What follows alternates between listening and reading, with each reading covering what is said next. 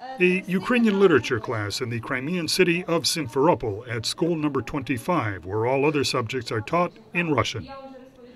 Ukrainian is not the first language of these students, some of whom reveal greater proficiency than others. 11th grader Arthur Trotsky feels comfortable in both languages.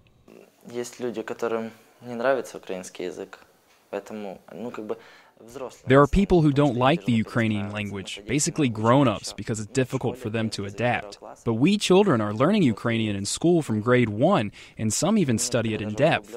Older people are opposed, but youth support the Ukrainian language. The vast majority of schools in Crimea use Russian for all subject matter except Ukrainian. Raisa Masluk, the principal of school number 25, says if parents demanded that courses be taught in Ukrainian, she would respond accordingly. If there was a need to introduce Ukrainian classes, I would already be involved in personnel decisions. But my school does not face that issue.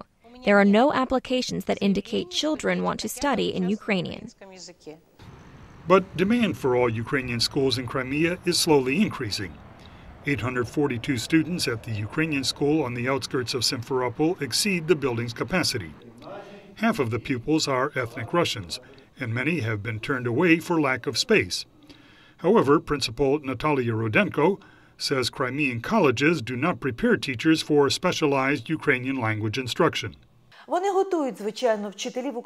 Obviously, they prepare teachers of Ukrainian language and literature, but history, mathematics, physics, no. So we suffer. We search for and instruct teachers on the spot in our Ukrainian language community. This teacher shortage breeds resentment among those who are otherwise favorably disposed to the Ukrainian language. Emine, a Crimean Tatar, is a student at the Ukrainian Publishing Academy in Simferopol. To teach chemistry in Ukrainian is very difficult for the teacher. It's even more difficult for the student to understand. Everything is different. Different words, different letters, which makes it difficult.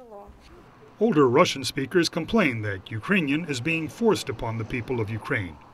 However, magazines sold at newsstands, radio and television broadcasts, theater productions, and virtually all conversations on the streets of eastern and southern Ukraine are in Russian. Not surprisingly, Alexander Kolomeitz, an elementary student at Simferopol's all-Ukrainian school, feels comfortable speaking Russian with friends. When necessary, we speak it, and when we relax, we could switch to Russian. Some young people say speaking Ukrainian is cool or patriotic. Those who grew up speaking Russian counter that their language is a fact of life and that they are no less patriotic Ukrainians. Ultimately, the resolution of Ukraine's linguistic divide may depend upon the recognition that learning any language is a difficult task that requires dedication and patience. Peter Fedynsky, VOA News, Simferopol, Ukraine.